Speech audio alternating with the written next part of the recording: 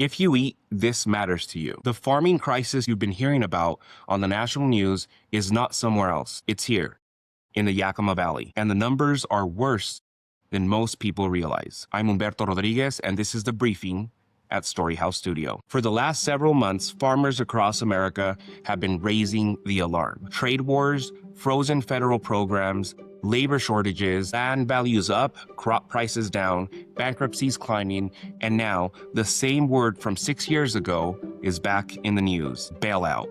I want to tell you what that word actually means for the Yakima Valley, because the story you are being told on the national news is not the whole story, and the people who are about to receive most of the money are not the ones you see in news footage. So let me start with the numbers for this valley. Yakima County is the second largest agricultural county in Washington state.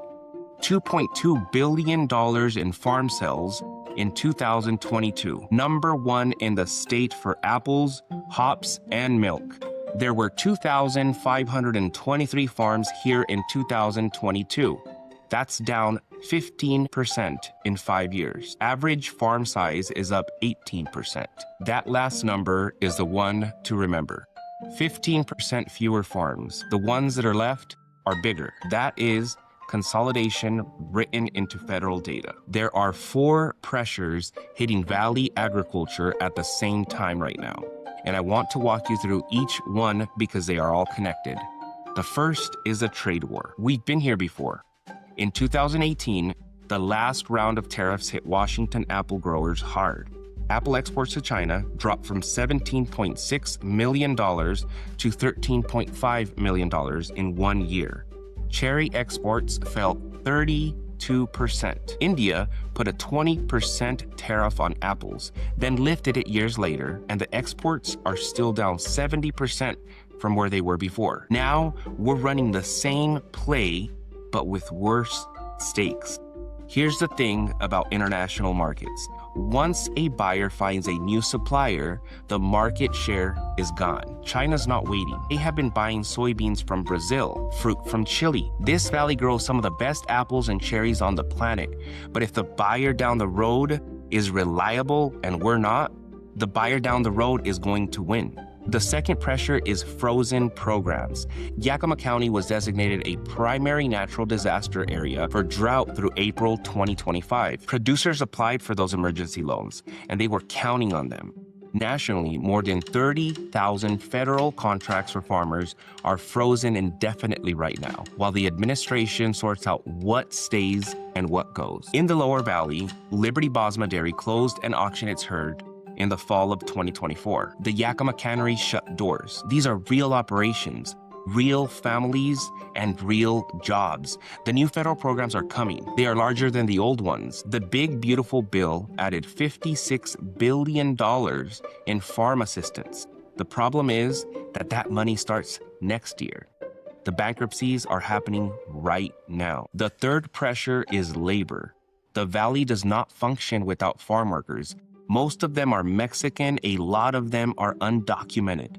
Everyone in agriculture knows this, and most people don't like to talk about it. Right now, there are 2 things squeezing labor at the same time. Heightened immigration enforcement is making undocumented workers hard to find and more afraid to show up. And H-2A, the guest worker program that brings legal seasonal labor, just had its wage rate cut. So farmers that depend on workers are losing the undocumented workforce and being told that the legal workforce should be cheaper, both at once. The fourth pressure is consolidation. This is one that nobody wants to talk about. Yakima County lost 15% of its farms in 5 years. The ones that survived got bigger. Average farm size went up 18%. Land values in this valley went up an average of $270 per acre last year.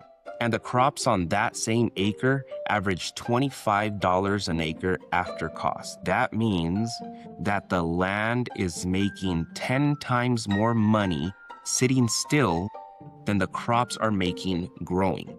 That is not farming anymore. That is a land speculation with a side hustle of government food programs. Before we walk through the next part, I want to explain something, because if I just throw numbers at you without telling you how the system actually works, you won't see what I see. And I want to say something first. I have friends who are farmers in this valley. Some of them are small and some of them are big, and some of them are at the top of the list I am about to show you. They are not the villains. They are not the problem. They are doing exactly what the system pays them to do. They are responding to initiatives somebody else designed. If you build a system that rewards size, scale, and production over everything else, you should not be surprised when farmers get bigger and more focused on production. The system is a problem. The farmers, big and small, are the people the system is using. So when I show you these numbers, I'm not asking you to be angry at the farmer. I'm asking you to look at the machine. So what is a commodity payment? In plain English, a commodity payment is a check that the federal government writes to a farmer. It's not a loan, and it's not a grant for a specific project. It is money that the farmer gets just for growing certain crops. You're talking wheat, corn, soybeans, cotton, dairy, and several others. The idea, when it started in the 1930s during the Great Depression, was simple. Farming is risky. Weather happens, prices crash, and if we want to keep food on the table for everyone in America, we need to keep the farmers in business. So the federal government promised that if the price of your crops fell below a certain level, or if your harvest got wrecked by something that was completely out of your control, the government would help cover the difference. That was the original idea. Subsidize the food supply, protect the farmer. That sounds great. And here's how it actually works in 2026. A farmer signs up at their local farm service agency office. They report their acres, their crops, their yields. The USDA calculates a reference price for each crop, basically a floor the government promises will not get crossed. So when the market price falls below that floor, the government cuts a check to make up the difference. Sometimes there's also a direct payment for things like dairy production, disaster assistance, and conservation programs. So the bigger your operation, the bigger your check. The more acres you have, the more bushels you produce, the more cows you milk, the more money you collect. And this is the part the system does not advertise. The payments scale with size. A 50-acre orchard and a 5,000-acre orchard both apply through the same office. They fill out the same paperwork and they follow the same rules. But the 5,000-acre orchard gets 100 times the check. And here's the kicker. There are payment limits on paper. Theoretically, no single operation is supposed to get more than a certain amount per year. In practice, large operations get around this by splitting themselves into multiple legal entities. Different LLCs for different parcels, different families listed as separate operators. Each one collects its own payment. This is not illegal. This is the system working exactly the way it was designed to work. Here's where it really gets interesting. When you watch the national news right now, what do you see? You see farmers in town halls. You see calloused hands. You see weathered faces in barn caps. And you hear quotes like, "We're going to lose 25 to 30% of farmers in this country if they don't do something." Those are people. Those are real people. Their struggles are real. They are absolutely getting crushed. And nobody talks about it. According to the USDA, 86% of farms in America are classified as small family farms. When I read that, I was like, this sounds great until I read the definition.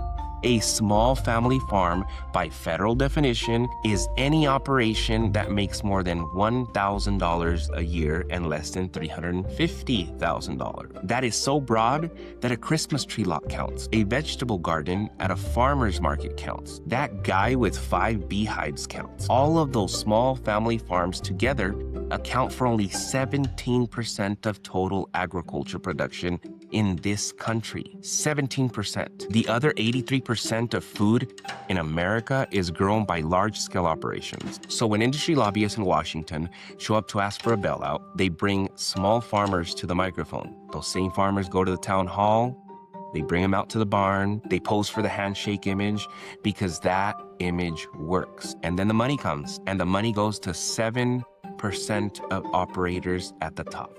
Nationally, just 7% of farmers received 63% of all the federal farm assistance between 2019 and 2023. That number is not a typo. That is the Government Accountability Office reporting on what actually happened with the last round of help. The small farmer at the microphone gets a thank you and a photo op. The biggest operators get a check. This is not a conspiracy.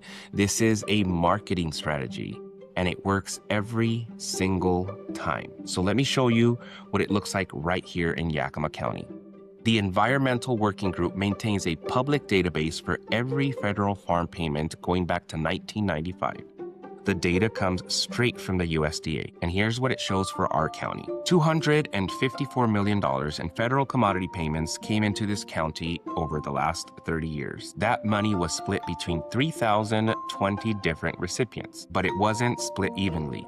The top 6.6% of recipients pulled in 49% of every commodity dollar. The top 20 names on the list took $34.6 million. This is not a small family farm story. This is a concentration story. And look at the pattern. More than half of the top 20 recipients in Yakima County are dairies. 3,000 cows, 1,000 acres. Real working dairies run by real families. They are also industrial scale operations. This is the thing the national story keeps missing. The family farm that we're about to bail out, when the bailout comes, is not a small grower with 40 acres and a roadside stand. It is an operation that looks more like a mid-sized corporation. Ask yourself a question. Where are the apple and cherry names? Where is the tree fruit, the crop that built this valley? They're mostly missing from this list. And that's not because tree fruit growers don't get federal support. They do. It's because in 2019, the USDA quietly changed the rules. When a payment runs through a cooperative, and a lot of valley fruit moves through cooperatives, the public is no longer allowed to see who gets the money. The transparency went down right as a consolidation went up. I want to give you two examples, and I want you to hear them the right way. These are not bad people running bad operations.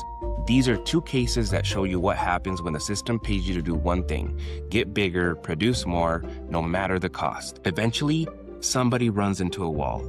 Sometimes it's the workers, sometimes it's the neighbors, and sometimes it's both. Cornerstone ranches in Toppenish. The Washington Attorney General settled a $1 million lawsuit with this operation in December for unlawfully firing more than 50 local farm workers, some with 25 years on the job, and replacing them with H-2A guest workers. The state called it unlawful displacement. Cornerstone had also received $500,000 in federal commodity payments. Cow Palace.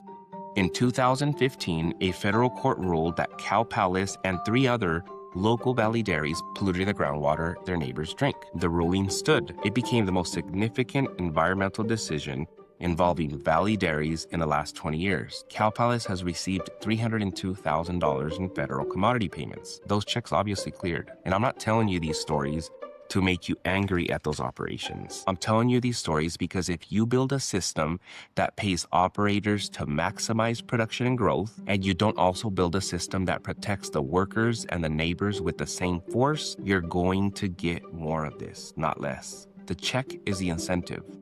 The harm is the byproduct. That is on the system, not the farmer. You might be thinking, okay, this is bad, but I'm not a farmer.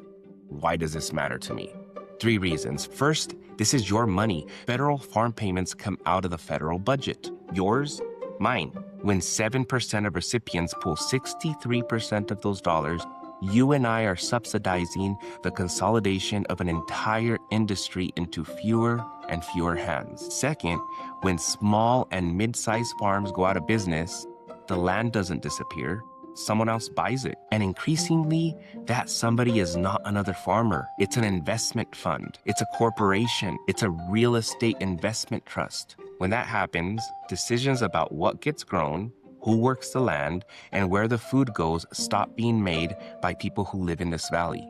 They start being made by people in offices thousands of miles away. Third, food is not optional. Every empire that has ever fallen has fallen partially because it could not feed its own people. If the system that grows our food is slowly consolidated into the hands of a few large operations supported by federal dollars that the public can't even fully track anymore, that is not just another agriculture story. That is a national security story. This is a community survival story.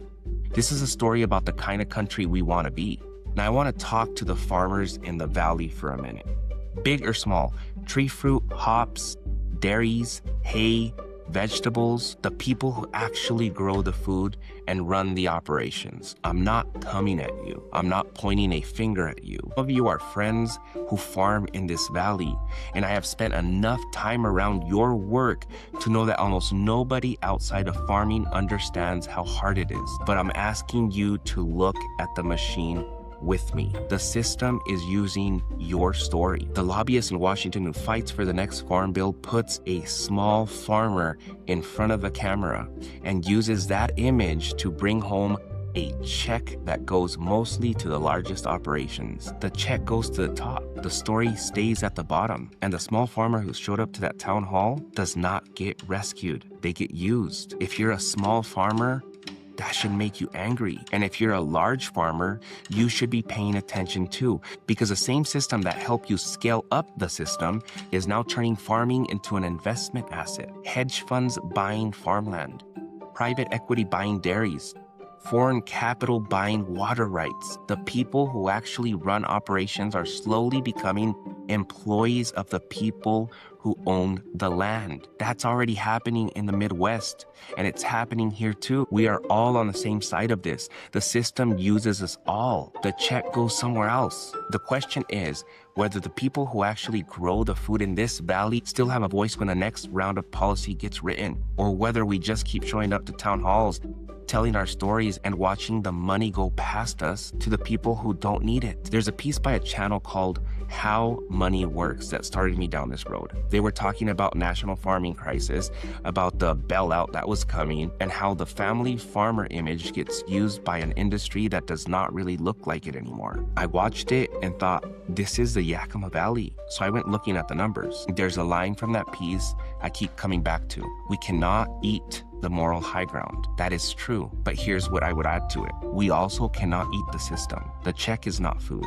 The lobbyist is not food.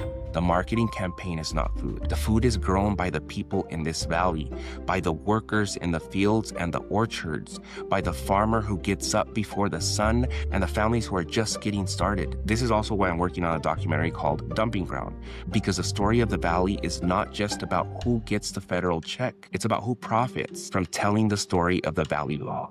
Outside organizations, lobbyists, attorneys, media campaigns, everyone gets paid for keeping us divided. Everyone except the people actually growing the food and the people actually drinking the water. Division sells and the valley pays. That is the next piece. And when it lands, you will want to see it. The question is not whether agriculture stays in the valley. It's going to stay. The question is who owns it in 5 years? Who works it? The question is whether the people that actually grow it still get a seat at the table when the next bailout is written. If the valley matters to you, follow along. I'm just getting started. I am Humberto Rodriguez, and this is the briefing at Storyhouse Studio.